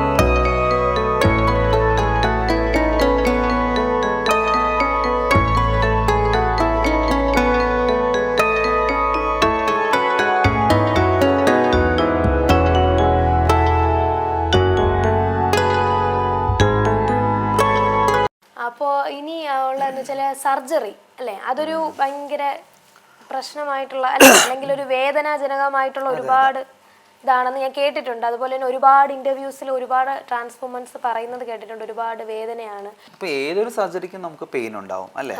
അപ്പൊ അതുപോലെ തന്നെ ഞാൻ ആദ്യമായിട്ട് ചെയ്തത് നമ്മുടെ ബോട്ടം സർജറി എന്ന് പറയുന്ന സാധാരണ സെക്സ് റീഅസൈൻമെന്റ് സർജറിയാണ് ആദ്യം ചെയ്തത് ഞാൻ. അപ്പോൾ അത് നമുക്കറിയാം, നമ്മുടെ പെനിസ് സർജറി ചെയ്ത് മാറ്റി അവിടെ ഒരു ന്യൂ വജൈന കൺസ്ട്രക്ട് ചെയ്യുന്ന സർജറിയാണ്. അത് പെയിൻഫുള്ളാണ്. അതൊരു 10-40 ദിവസം എടുത്ത് ആ വ്രണം കരിയുള്ളൂ. അത്രയും ദിവസവും നമുക്കത് പെയിൻഫുള്ളാണ്. നമ്മൾ മരുന്നൊക്കെ ഇട്ട് നല്ല മരുന്നൊക്കെ കഴിച്ച് നമ്മളത് അത്രയും റെസ്റ്റ് എടുക്കണം, അത്രയും നാളെന്ന് പറയുന്നത്. അതുപോലെ തന്നെ ബ്രസ്റ്റ് ആഗ്മെന്ററി സർജറി, അതും ഭയങ്കര പെയിൻഫുൾ ആണ്. ഇപ്പോൾ സിലിക്കൺ ആണ് പല ആളുകളും ബ്രസ്റ്റ് ആഗ്മെന്ററി സർജറി ചെയ്യുന്നത്. അത് ഭയങ്കര പെയിൻഫുൾ ആയിട്ടുള്ള ഒരു കാര്യമാണ്. സ്ത്രീകളും ചെയ്യാറുണ്ടല്ലോ ബ്രസ്റ്റ് ആഗ്മെന്ററി സർജറി. അപ്പോൾ അത് വളരെ കോമൺ ആണിത്. ഇപ്പം നമ്മുടെ ഈ പറയുന്ന വജനോപ്ലാസ്റ്റി സ്ത്രീകൾ ചെയ്യുന്നവരുണ്ട്. ഇപ്പം കറക്റ്റ് വജനയ്ക്ക് അത്ര ഡെപ്ത് ഇല്ലാത്ത സ്ത്രീകളുണ്ട്. അവർക്ക് ജന്മനാ ഉള്ള ഒരു ചെറിയൊരു എന്തെങ്കിലും ആയിരിക്കും, പ്രശ്നമായിരിക്കാം. അപ്പോൾ അത്തരം ആളുകളൊക്കെ ഒരു ഗൈനക്കോളജിസ്റ്റിൻ്റെ അടുത്തോ മറ്റു ചെല്ലുമ്പോൾ അവർ ഇങ്ങനെ ഇത് ഈ വജനോപ്ലാസ്റ്റി അവർക്ക് സജസ്റ്റ് ചെയ്യാറുണ്ട്. അപ്പോൾ അത് കോമൺ ആയിട്ട് നമ്മുടെ നാട്ടിൽ നടക്കുന്നതാണ്. ട്രാൻസ് മനുഷ്യർ ഇങ്ങനെ ചെയ്തു തുടങ്ങിയപ്പോൾ ഇതിനെ കുറച്ച് കൂടുതൽ ഇങ്ങനെ പ്രചാരം വന്നു, കൂടുതൽ ഇങ്ങനെ മറ്റുള്ളവർ അറിഞ്ഞു തുടങ്ങി എന്നുള്ളതേ ഉള്ളൂ. ഈ ട്രാൻസ് ജെൻഡർ കമ്മ്യൂണിറ്റിയിൽ നിൽക്കുന്നവർ ഈ സർജറി ചെയ്യണം എന്ന് നിർബന്ധമുണ്ടോ? ഇല്ല, ഒരിക്കലും ഇല്ല. ജെൻഡർ നമ്മുടെ മൈൻഡിലാണ് കൺസ്ട്രക്ട് ചെയ്തിരിക്കുന്നത്, നമ്മുടെ മനസ്സിലാണ്. അപ്പം മനസ്സിൽ ഏറ്റക്കുറച്ചിലുണ്ടാവും. അതിൽ ചില മനുഷ്യർക്ക് നമ്മൾ ആഗ്രഹിക്കുന്ന രീതിയിൽ വസ്ത്രം ധരിച്ച് നമ്മൾ ആ ജെൻഡറിൽ ജീവിച്ചാൽ മതി എന്ന് മാത്രമേ ഉണ്ടാവുള്ളൂ. അവർക്ക് സർജറി ചെയ്ത് അവയവം മാറ്റണമെന്ന് ആഗ്രഹം ഉണ്ടാവില്ല. അതായത് ലൈംഗിക അവയവം മാറ്റണമെന്ന് ആഗ്രഹം ഉണ്ടാവത്തില്ല. ചില ആളുകൾക്ക് സർജറി ചെയ്ത് മാറണം എന്ന് ആഗ്രഹം. അതിൽ പെടുന്ന ഒരാളായിരുന്നു ഞാൻ. അതുകൊണ്ടാണ് ഞാൻ സർജറി ചെയ്തത്. പക്ഷെ എനിക്ക് സർജറി ചെയ്യാതെ തന്നെ എനിക്ക് ഒരുപാട് ട്രാൻസ് സുഹൃത്തുക്കൾ എന്നോടൊപ്പം ഉണ്ട്, ഞങ്ങളുടെ സമൂഹത്തിലുണ്ട്. അപ്പോൾ നമ്മുടെ ട്രാൻസ്ജെൻഡർ പോളിസിയിലോ അല്ലെങ്കിൽ ഒരിടത്തും ഇങ്ങനെ സർജറി ചെയ്ത് മാറണമെന്നൊരു നിർബന്ധം ഒരിടത്തും ഇല്ല.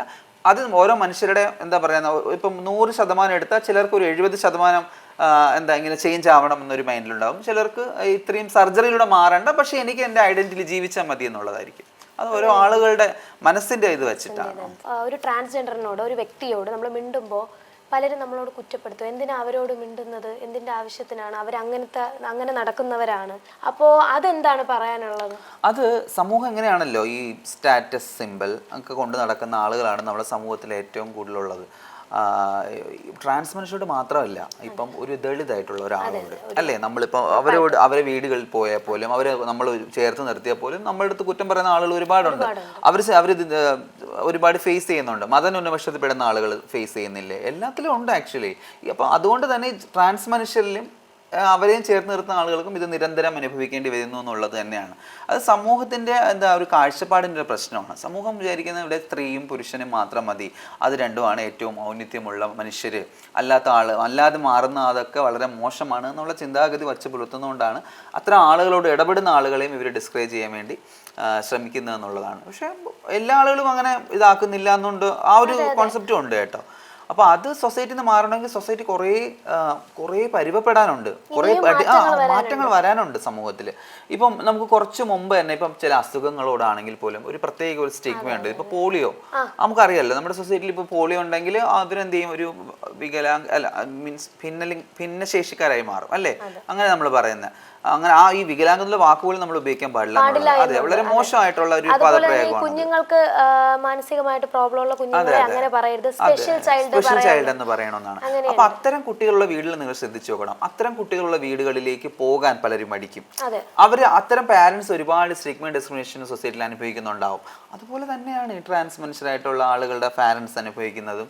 അല്ലെങ്കിൽ അത്തരം ആളുകളോട് ഇടപെടാൻ വരുന്ന ആളുകളോട് മറ്റുള്ള ആളുകൾ പെരുമാറുന്നതല്ല. അതൊരു അവയർനെസ് ഇല്ലായ്മയാണ്. തീർച്ചയായിട്ടും എൻ്റെ വീട്ടുകാരും കുറേ അനുഭവിച്ചിട്ടുണ്ട്, ഒത്തിരി അനുഭവിച്ചിട്ടുണ്ട്. പക്ഷെ അവരെന്നെ ചേർത്ത് നിർത്തി, മനസ്സിലായില്ലേ, അവർ ഒരു മകളായിട്ട് തന്നെ എന്നെ ചേർത്ത് നിർത്തി. ഞാൻ മൂത്ത കുട്ടിയാണ്, അപ്പോൾ ഒരുപാട് സങ്കടം ഉണ്ടായിരുന്നു അവർക്ക്. പക്ഷെ അവരെന്നെ ചേർത്ത് നിർത്തി. പിന്നെ ഞാൻ സമൂഹത്തിൽ നേടിയിട്ടുള്ള നേട്ടങ്ങൾ, അത് ഒരു ട്രാൻസ് വ്യക്തിയായിട്ട് ഇരുന്നുകൊണ്ട് ഞാൻ നേടിയിട്ടുള്ള നേട്ടങ്ങൾ ഞാൻ ഒരിക്കലും ഒരു പുരുഷനായിട്ട് ഇരുന്നുകൊണ്ട് എനിക്കൊരിക്കലും അത് നേടാൻ കഴിയുമെന്ന് എനിക്ക് സംശയമാണ് സത്യം പറഞ്ഞാൽ. ഞാനൊരു ട്രാൻസ് ആയപ്പോൾ എനിക്ക് കുറച്ചുകൂടി, അതായത് എൻ്റെ ഐഡൻറ്റിറ്റിയിലേക്ക് വന്നപ്പോൾ എൻ്റെ ഒരു ആത്മബോധവും ഒരു കോൺഫിഡൻസും എനിക്ക് കൂടി. അതുപോലെ എനിക്ക് സൊസൈറ്റിയെ ഫേസ് ചെയ്യാൻ ഭയങ്കര മടിയായിരുന്നു. ഞാൻ നടക്കുമ്പോൾ കുറ്റം പറയുമോ, സംസാരിക്കുമ്പോൾ കുറ്റം പറയുമോ, ഞാനിപ്പോൾ കൈയെടുത്ത് ഇങ്ങനെ സംസാരിച്ച കുറ്റം പറയുമോ എന്നൊക്കെ ഉള്ള ഒരു ഭയമായിരുന്നു എനിക്ക്. ഇപ്പോൾ എനിക്ക് ആ ഭയം ഇല്ല. അപ്പോൾ എൻ്റെ കോൺഫിഡൻസ് ലെവൽ കൂടി, അപ്പോൾ എൻ്റെ കാലിബർ മാറി. അതുകൊണ്ടാണ് എനിക്കൊരു കവിയാവാനും അല്ലെങ്കിൽ ഒരു അഭിനേത്രി ആവാനും ഒരു സാമൂഹ്യ പ്രവർത്തകയായിട്ട് സമൂഹത്തിൽ നിൽക്കാൻ ഇപ്പോഴും ഇത്രയും കോൺഫിഡൻസോടെ സംസാരിക്കാനൊക്കെ കഴിയുന്നതെന്ന് ഞാൻ മനസ്സിലാക്കുന്നുണ്ട്. അപ്പോൾ അതൊക്കെ എൻ്റെ നേട്ടങ്ങളായിട്ട് തന്നെയാണ്. ഈ നേട്ടങ്ങൾ സ്വന്തമാക്കാൻ കഴിയാത്ത ഒരുപാട് ആളുകളുണ്ട്. അപ്പൊ അത്തരത്തിൽ ഒരു വ്യക്തിയായിട്ട് ഉയരാൻ എനിക്ക് സാധിക്കുമെങ്കിൽ ഒരിക്കലും എൻ്റെ ജെൻഡർ ഒരിക്കലും എനിക്കൊരു മോശം കാര്യമല്ല എനിക്ക് തന്നിട്ടുള്ളത്. അല്ലെങ്കിൽ എൻ്റെ ഈ ഐഡന്റിറ്റി തുറന്നു പറയലിലൂടെ എനിക്ക് സൊസൈറ്റിയിൽ ഒരു മോശം കാര്യമല്ല ഉണ്ടായിട്ടുള്ളത്.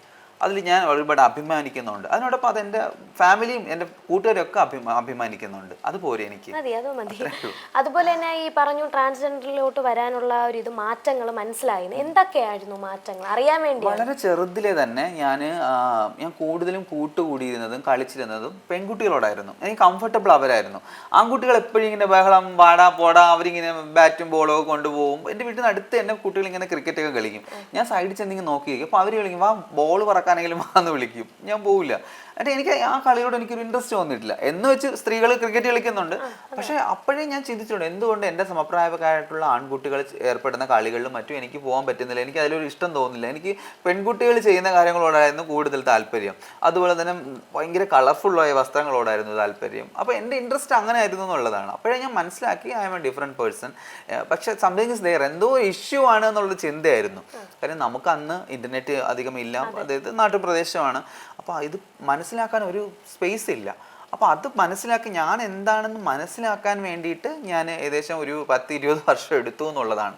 കാരണം ഇവിടെ സിറ്റിയിൽ വന്ന് പഠിക്കാൻ തുടങ്ങിയതിന് ശേഷം നിറയെ വായന, ലൈബ്രറിയിലൊക്കെ ഞാൻ സ്ഥിരം പോകും. അങ്ങനെ നിറയെ വായിച്ചു, ഇത്തരം കാര്യങ്ങളെപ്പറ്റി പ്രശ്നങ്ങളായിട്ട് ഒരുപാട് വായിച്ചു. അങ്ങനെ നിരന്തരമായ വായനയിലൂടെയാണ് കൃത്യമായിട്ട് ഇത് മനസ്സിലായത്. ഒരുപാട് പുസ്തകങ്ങൾ വായിച്ചിട്ടുണ്ട്, എന്താണെന്ന് കൃത്യമായിട്ട് മനസ്സിലായി. പിന്നെ പലരെയും പരിചയപ്പെട്ടു, കൂടുതൽ ആളുകൾ പരിചയപ്പെട്ടു, അവരുമായിട്ട് ഇടപഴകി. അപ്പോൾ അവരുടെ പ്രശ്നങ്ങൾ വെച്ച് നോക്കുമ്പോൾ നമ്മുടെ പ്രശ്നം ഒന്നുമല്ല എന്ന് തോന്നി. അങ്ങനെയാണ് സത്യം പറഞ്ഞ ഈ എന്നിലെ മാറ്റങ്ങൾ ഉൾക്കൊണ്ടുകൊണ്ട് ഞാൻ മുന്നേറി വന്നതെന്ന് വേണമെങ്കിൽ പറയാം. അപ്പോൾ നമുക്ക് വേണ്ടി ഒരു 4 വരി കവിത. കവിത ഞാൻ വളരെ കുഞ്ഞിലെ കവിതകളൊക്കെ എഴുതും, കുത്തിക്കുറിക്കും. എന്നിട്ട് അത് എവിടെയെങ്കിലുമൊക്കെ ആയിപ്പോവും, പിന്നെ അറിയാൻ പറ്റില്ല. അപ്പം ഞാൻ ഈ കഴിഞ്ഞ ക്യൂർ പ്രൈഡിന് 13ാമത് കേരള ക്യൂർ പ്രൈഡ് ട്രിവാൻഡ്രത്ത് വെച്ചിട്ടായിരുന്നു. അപ്പം അവിടെ കാവ്യസന്ധ്യ ഉണ്ടായിരുന്നു. അവിടെ വെച്ചാണ് ആദ്യമായിട്ട് ഞാനൊരു കവിത പബ്ലിക്കായിട്ട് വായിക്കുന്നത്, എൻ്റെ ഒരു കവിത. അപ്പോൾ ആ ഒരു കവിതയാണ് ഞാൻ ചൊല്ലാൻ ആഗ്രഹിക്കുന്നത്. കവിതയുടെ പേര് പുറത്തെടുക്കാത്ത പ്രണയം. അപ്പോൾ അത് നമ്മുടെ ജീവിതത്തിൻ്റെ ചൂടേറിയ അനുഭവങ്ങളിൽ നിന്ന് നമ്മൾ കുത്തിക്കുറിക്കുന്ന ഓരോ കാര്യങ്ങളാണ്. അപ്പോൾ പുറത്തെടുത്തില്ല സത്യം പറഞ്ഞ ആ പ്രണയം. അപ്പോൾ അതിനെപ്പറ്റി അത് അല്ലല്ല, ഇവിടെ എടുത്തിട്ടില്ല. അത് കുറച്ചധികം ലൈനുകളുണ്ട്. ഞാനിവിടെ കുറച്ചൊരു 8 വരിയെ പറയുന്നേ ഉള്ളൂ. പുറത്തെടുക്കാത്ത പ്രണയം.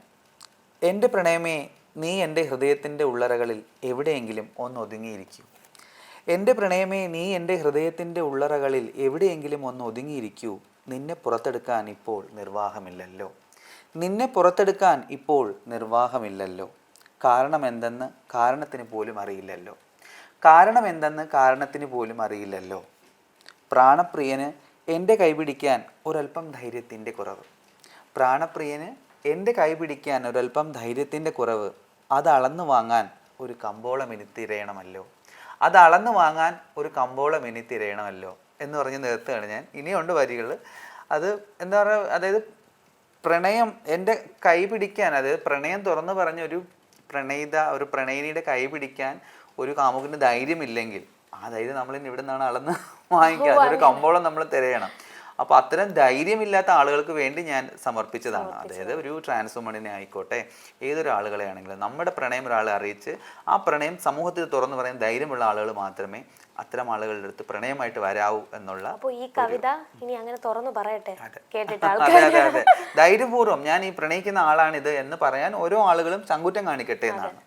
അപ്പോൾ ഇത്രയും സമയം നമ്മുടെ കൂടെ ചിലവഴിച്ച മാഡത്തിന് വളരെയധികം നന്ദിയുണ്ട്. ശ്രീമയ മാഡത്തിന് ഒരുപാട് നന്ദി. എനിക്കും ഒരുപാട് സന്തോഷം പാർവതിയായിട്ട് എന്താ പറയുക കുറച്ച് സമയം സ്പെൻഡ് ചെയ്യാൻ സാധിച്ചതിൽ. നമ്മളെപ്പോലുള്ളവർ അറിയുന്ന ഒരു വ്യക്തിത്വമാണെന്നും കൂടെ അറിഞ്ഞതിൽ ഒരുപാട് സന്തോഷം. അപ്പം കുറച്ചുകൂടെ അറിഞ്ഞ് ചോദ്യങ്ങൾ ചോദിക്കാനും സാധിച്ചു. അപ്പോൾ അതുകൊണ്ട് ഒരുപാട് സന്തോഷം. 140 മീഡിയയ്ക്കും ഒരുപാട് നന്ദി, എന്നെ ഇങ്ങനെ ഈ ഒരു ഇൻ്റർവ്യൂവിന് വേണ്ടി ക്ഷണിച്ചതിൽ. എല്ലാവിധ ഭാവങ്ങളും നേരുന്നു. 4ാം വർഷത്തിലേക്ക് കടക്കുകയാണ്. ഇനിയും ഒരുപാട് കാര്യങ്ങൾ ചെയ്യാൻ സാധിക്കട്ടെ. സമൂഹത്തിന് നന്മ ഉണ്ടാകുന്ന അല്ലെങ്കിൽ സമൂഹത്തിന് വെളിച്ചം വയ്ക്കുന്ന ഒരുപാട് വാർത്തകൾ നൽകാൻ സാധിക്കട്ടെ. Thank you.